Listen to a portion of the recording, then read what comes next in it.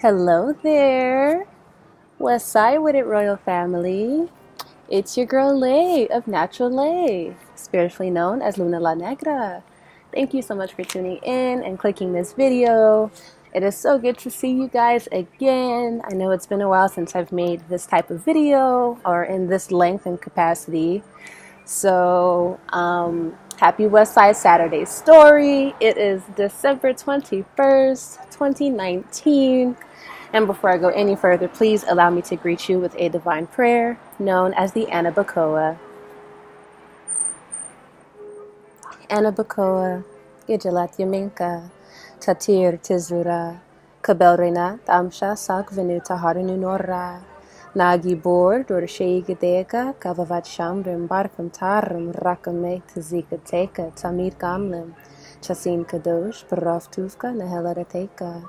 Yakid Ge'er, Lam Champanez, or Kre Kedushateka, Shavatanu Kavel, Ushma Tazakatanu, Yadea ta Alamut, Burukshem, Kavod Malkuto, Lalam Vayed. Alright, so before I go any further, cheers, witches, the sun is almost reborn. And I do have on my first medallion by Tybro.com. If you are familiar with this channel, you know that we study the greats who study the greats, and Master Mitchell Gibson is the man, the god, the very amazing person. So pardon all the background noise. We are outside. You know it's the law. You know how we get down over here. But yes, I always talk about upgrading your spiritual tools. This is one of my first medallions. It does come on this kind of like graduation kind of cord, but I do intend on swapping out the cord for like a chain, so that way it's more everyday friendly and not like I just crossed the stage. But overall, I'm so happy with this. And you can check out Tybro.com to get more information. And if you also like the Anabacoa prayer, they do have a free download that you can play, listen to, etc. So Tybro.com, up your spiritual game. Let's see here. Your girl's birthday, you know what I'm saying? My solar return is in 8 days. I will be turning 26 on the 29th. I am ending a beautiful cycle. And with ending a cycle in the last few decades, it's been on my mind to make this video. I kind of wanted to do a what I learned in 2019 video. This year for me has been, I thought 06 was rough, or 08. 19 takes the cake. I'm gonna say that for sure. And I really do hope you can hear me. I put in the earphones. We back on our ear cuff game, you know what I'm saying? If you knew me in college, you know I stay with the ear cuffs. But I hope you can hear me with the headphones. There is a lot of noise, so I wanted to eliminate that as much as possible. But you know, there's been a lot of transitionatory kind of things that happened this year, and you know, I like to reflect and I like to share, so I don't want to take up a whole lot of your time. We definitely want this to upload, you know what I'm saying, today. But I kind of sat out here the other day, and the son and I were communicating, and I wrote down 16 things that I learned in 2019. So without further ado, here we go. So the number one, I take notes. Y'all. Number one, codependency equals unhappiness and miserableness. I have no idea if miserableness is a word, but codependency equals unhappiness and miserableness. And what I mean by that is when you are completely reliant on someone else and not yourself, you end up becoming kind of in that, there's a lot going on right now, y'all. I'm so sorry. But you kind of end up, I don't want to say like as a slave to them, but you're unhappy because you're on someone else's time. You have to do things to appease them, etc., etc. And that could leave you feeling miserable. So codependency is a no-no. but for sure it is unhappiness and miserableness. So I would definitely say that if you have learned this lesson, or if you are unlearning this lesson, couldn't identify exactly what it is, it's to some degree a level of codependency. And of course, we have to some degree, depending on where you're at in life, have to kind of be reliant on someone, whether it be your parent, a friend, a roommate, etc. But ultimately, if you're not able to completely do for self, you'll be feeling this way. And definitely, before I continue, let me know down in the comments below if you've experienced any of these, if this makes sense, if you like this list, if you have anything to add to this list, maybe share what you've learned this year. So that way we can all help each other out and, have some light bulbs clicking off, because 2020, we ain't playing games, okay? We're not doing it. I'm not having it. Don't do it, okay? So here we go. Number 2. Love is supposed to be unconditional when rooted in self. All else stems. I'll repeat that. Love is supposed to be unconditional when rooted in self. All else stems. So what I mean by that is someone can only love you unconditionally when you are able to unconditionally love yourself, which is the rooted in self part. When you are rooted and grounded and firm in the way that you love yourself, someone else is going to show up if you allow them to, and they'll love you in that capacity, and sometimes even greater, then it becomes like this who can love who more challenge. But, and then all else stems. So it's like you're the root, and whatever foundation you create is going to create the branch offs, if you will, the branches to that, because you are the soil, you're the pot, you are rooted. You got the soil in there, you're being watered. And so when you allow someone else to put their soil and their water, all else stems. I hope that makes sense. Ooh, there's a lot of sound going on. I had this meditation playing in the background. We'll pause it. I apologize. Okay, here we go. Number 3, healthy boundaries eliminates / lessens being taken advantage of. And this is in all areas of your life. Personally, career-wise, professionally, you have to have healthy boundaries. Otherwise, people are going to treat you like a rag doll, They're going to see that, oh, I can get away with this, I can get away with that. Her guard's not up about this, his guard's not up about that, so let me go ahead and try to, So it's very essential to have healthy boundaries. Healthy boundaries doesn't make you selfish. It's selfish for other people to utilize the gold and the light within you, but how can they see it? How come they can see it and you don't? So really sit with that and learn to love your light and see your light, because people don't gravitate toward you for no reason, baby. Okay? Number 4, working hard for others depletes self-love. I think that one's I think they're all self-explanatory, but I want to give a little something for each of them. Working hard for others depletes self-love. How can you possibly find time to love yourself if you're constantly doing something for another person? And I just spoke with my grandmother on this, and we just reiterated one of her favorite phrases is, you can't give what you don't have. You cannot give what you don't have. So if you don't have that hard-working efficacy for yourself, but you're able to do this for that person, and then you wonder why you feel depleted and left out and like you have no more, juice or water in your cup. That's true. It's because you're working so much more for others than for yourself. It's for sure supposed to be reversed. And I think 3 and 4 actually coincide. So, 3A, 3B, whatever. But we're not working harder. We're working smarter this year. Amen.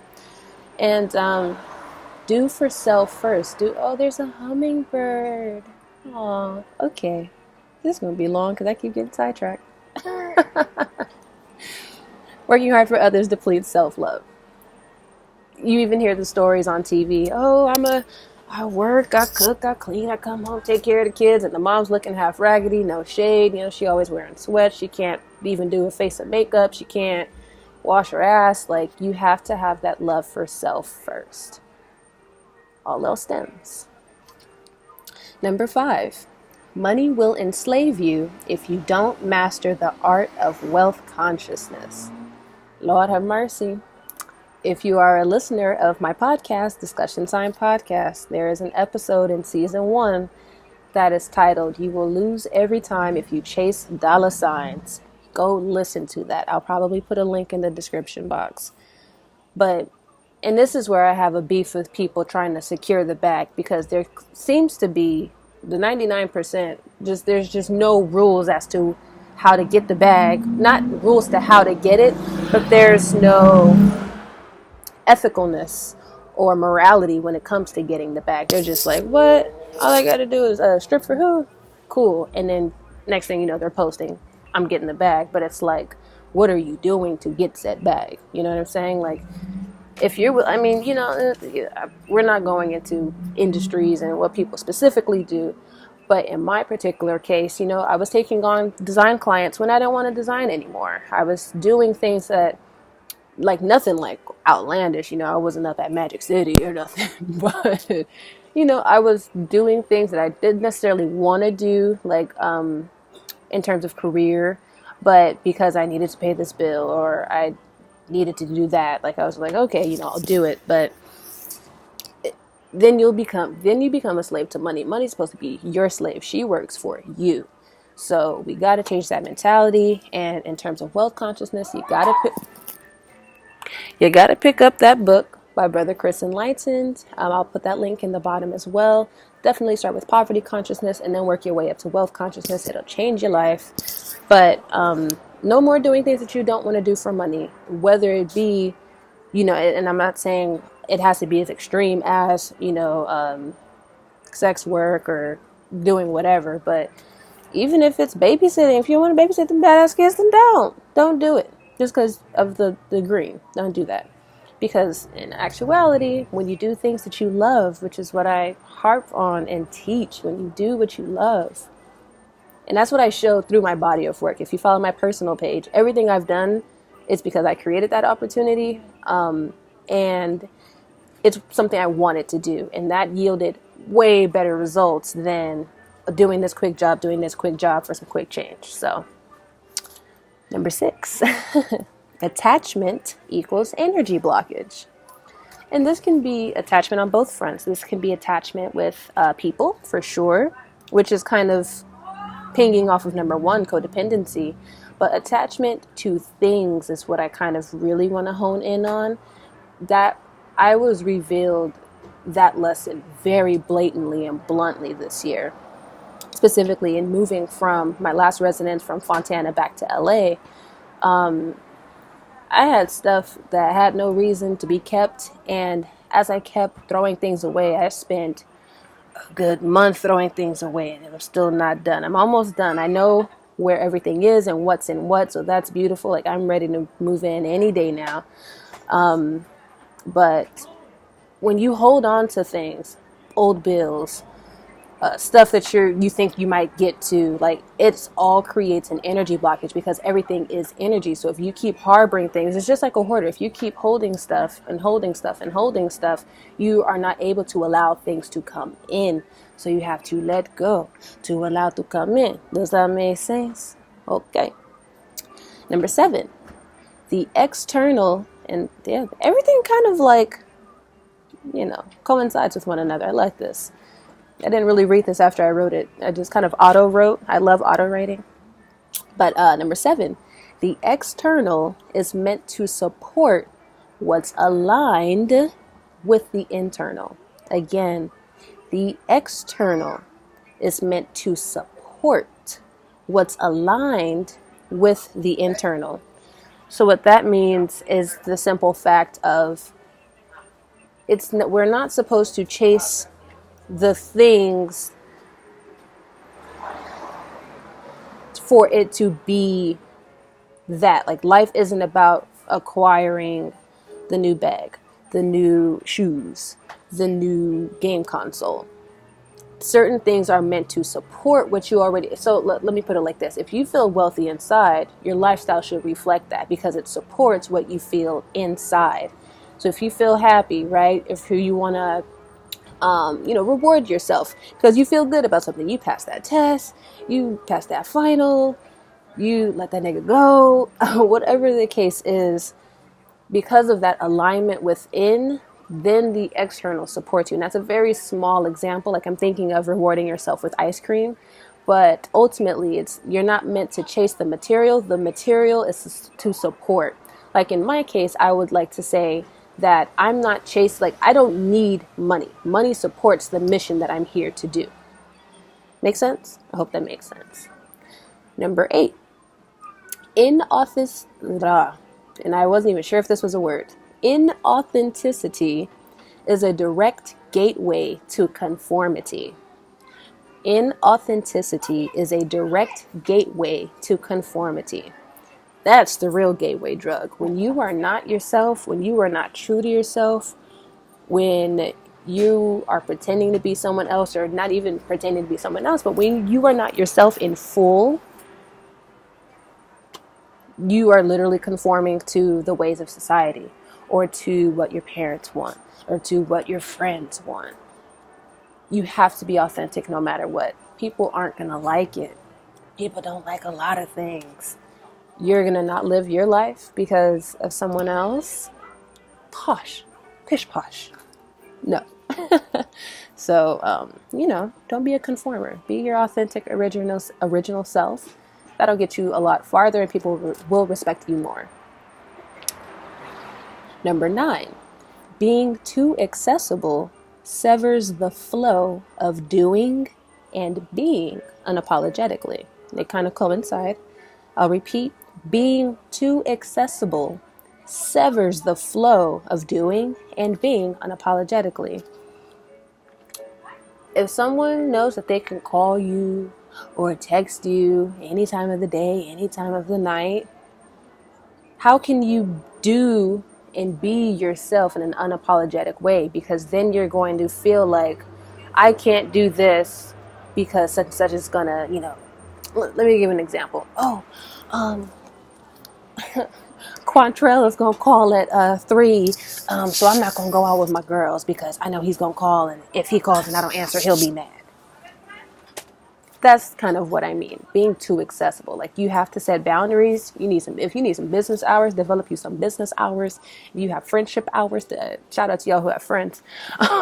If you have friendship, and that comes with the healthy boundaries. You have to let people know what is and what isn't okay. So as much as you love them, as much as you want to support, and as much as you do want to do good for them, you got to let these people find their way. Because at the end of the day, they're leeching and being an energy vampire. Like, they know what they can get out of you, so they will continue to do so, because you don't know how to keep the flow of being yourself unapologetically, or saying, even like when, I don't like when you text me this late. I don't like this. I don't like that. You have to find your way of communicating your boundaries.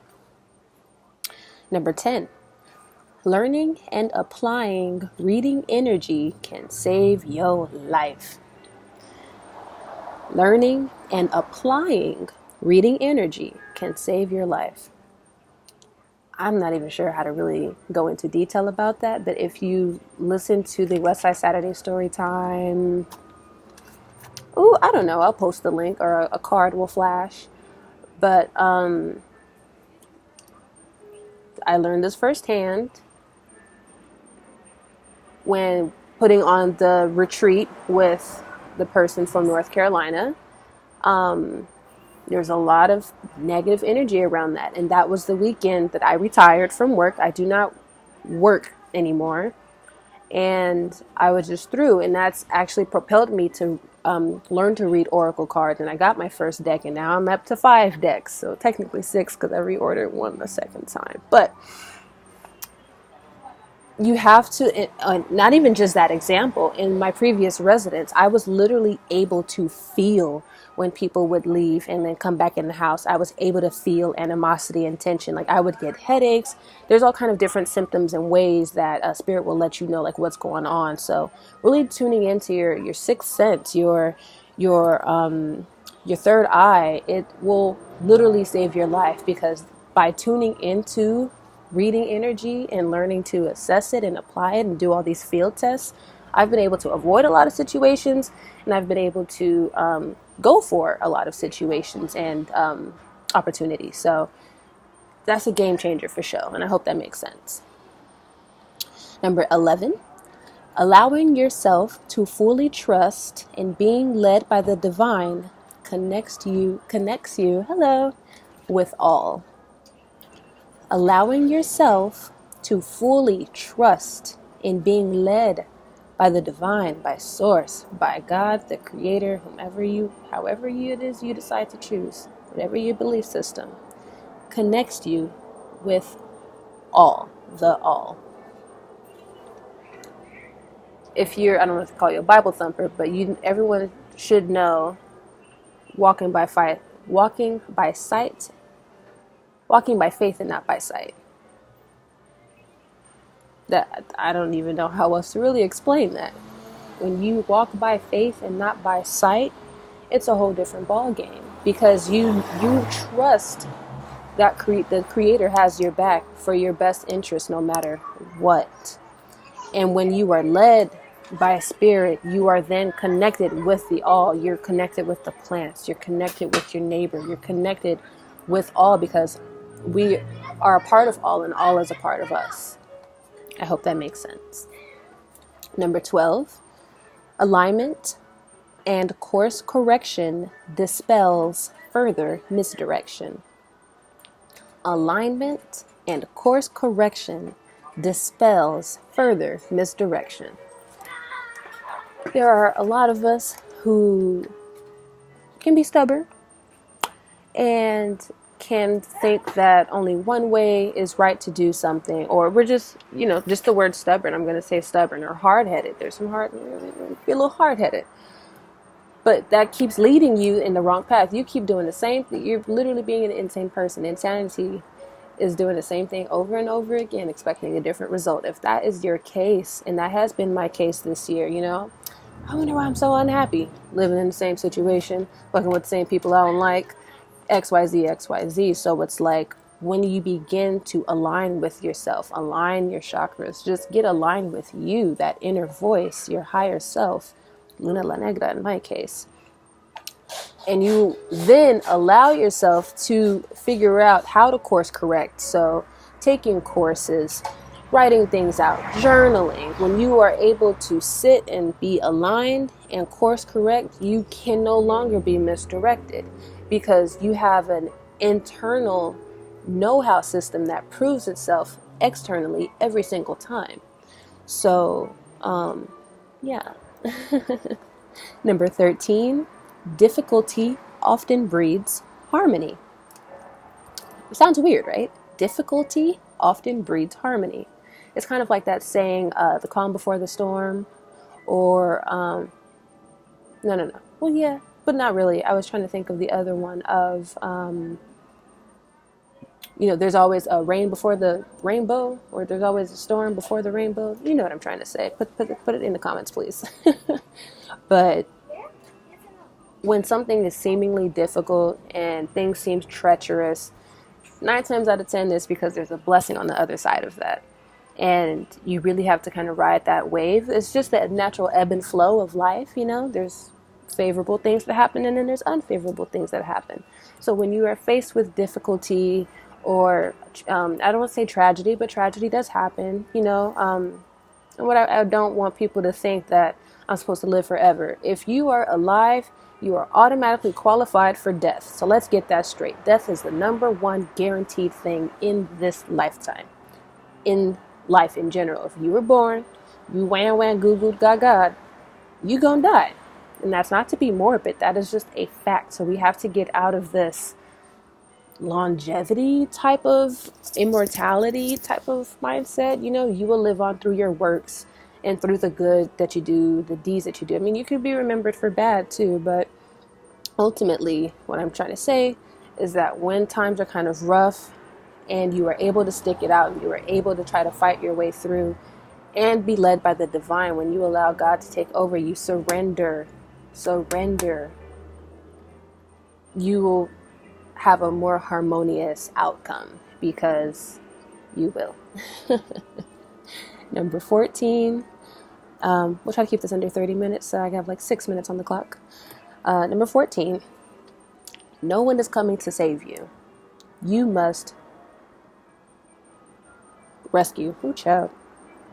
You must rescue yourself by any reasonable means necessary. No one is coming to save you. You must rescue yourself by any reasonable means necessary.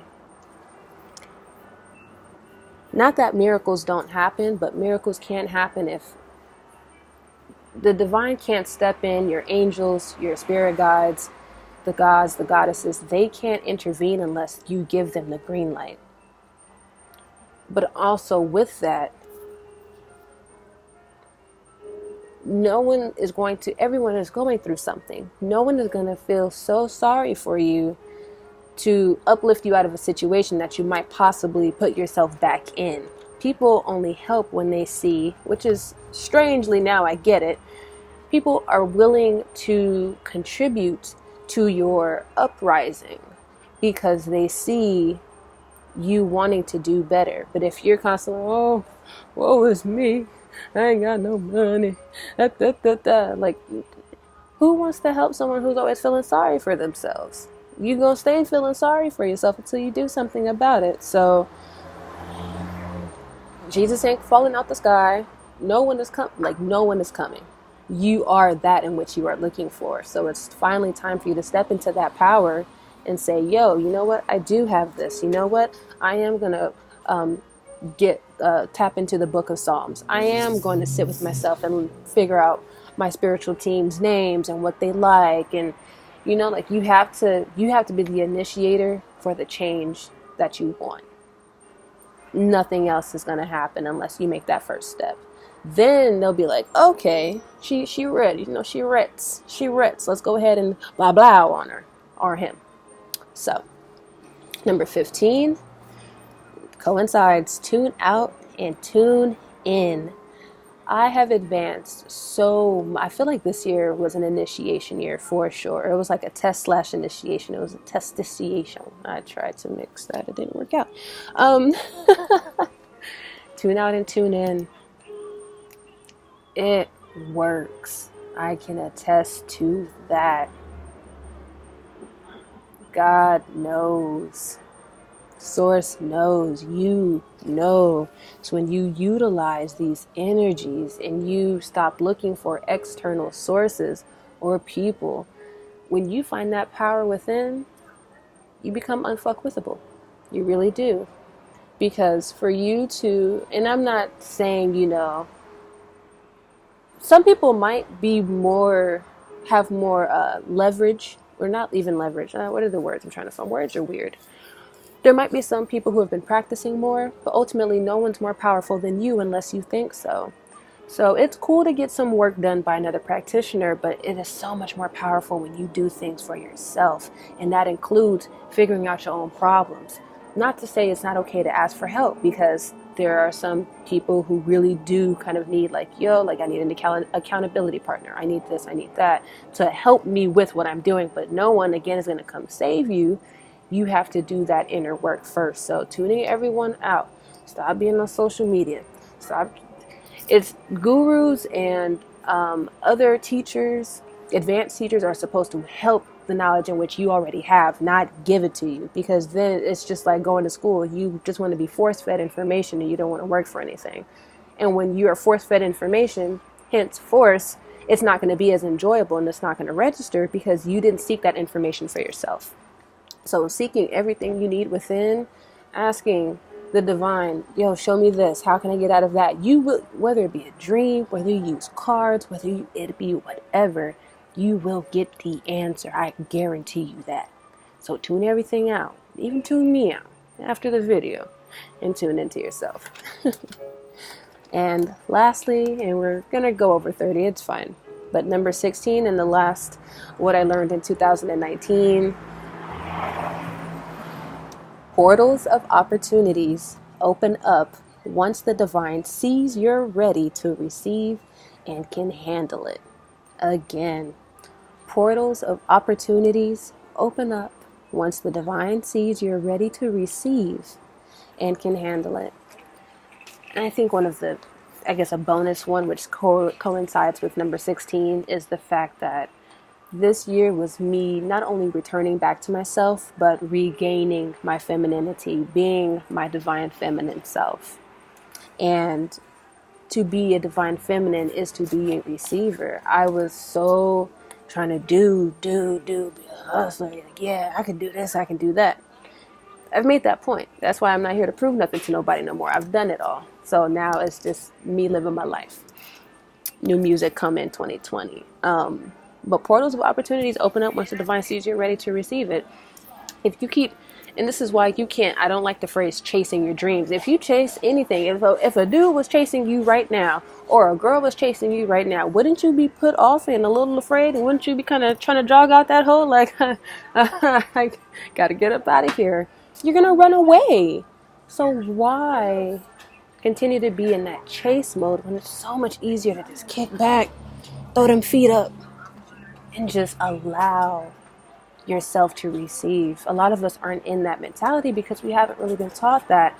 But it's a lot of unlearning and relearning to do when it comes to that. And I do intend on offering some courses because a lot of things aren't going to work. Like, I do not advocate for, if you don't feel you deserve money, money's not going to come to you no matter how many spells you do. You might get some quick cash, but it won't be a flow. You know what I'm saying?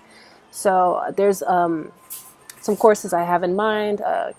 Be on the lookout for MPire University. But things, if you want a continuous flow of opportunities and abundance and prosperity, there's a flow to that. And certain portals will open to make sure that happens when you're ready. A lot of us weren't ready. And a lot of us haven't been ready. But once you're ready, the divine knows. And it's just you're going to be like, dang, like, I'm killing it out here. Like, I'm just receiving so much. You're going to feel like, can I really handle this? But yes, hell yes, you can handle it. That's why I was given to you, boo. So and I'm going to wrap it up with this. When they know, you'll know, you know? But in this case, when you know, they'll know, you know? But they know before you know, you know? So, you know. But, so, yeah, that's my little end of the year wrap up. These are 16 things that I learned in 2019, all from personal experience, no shuck and jive. And I want to hear what you learned this year. Do some of what I stated make sense? Did you too learn some of these? Let's dialogue in the comments below. I wish everyone a prosperous holiday season. If you have a birthday coming up like me, happy birthday to you, boo. Happy birthday to the Sagittarius. Y'all have a few more hours left and the Caps won't come in and slay the game. Happy birthday to all my Caps. And, I found you in peace, and I would love to leave you in peace with the divine prayer known as the Anabacoa. Before I go there, because I don't like to speak after I close out, I would like to do a birthday live stream. I will probably most likely do that on my LaysiaPrincess channel. No guarantees, but please follow me over there on my personal page on Instagram and on YouTube at LaysiaPrincess. I don't have any plans, but I definitely would like to do a birthday live stream and just kind of just chill and hang out with y'all. Maybe even do it on Periscope, because with Periscope I could play music. So, yeah. Other than that, you've been amazing, and you've got this. We got this. Let's go. It's game time. It's game time.